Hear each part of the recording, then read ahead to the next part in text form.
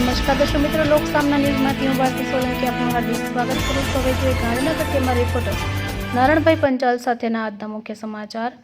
ગાંધીનગર જિલ્લાના તાલુકા મથક કલોલ શહેરના બ્રહ્મભટ્ટ બારોટવાસમાં સુપ્રસિદ્ધ પૂર્ણા શ્રી માતરિયા માતા મંદિરના પટાંગણમાં ભવ્ય નવરાત્રિ મહોત્સવનું લગભગ 100 વર્ષથી આયોજન કરવામાં આવે છે।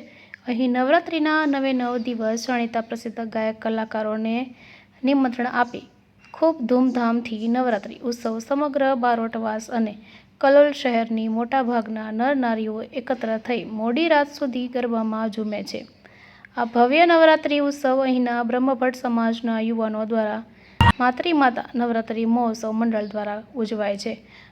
આ માતરી માતા મંદિરનો નવીન જીર્ણોદ્ધાર થઈ રહ્યો છે, ત્યારે ટૂંક સમયમાં જ નવીન મંદિરના પુનઃ પ્રાણ પ્રતિષ્ઠાનું આયોજન થનાર છે।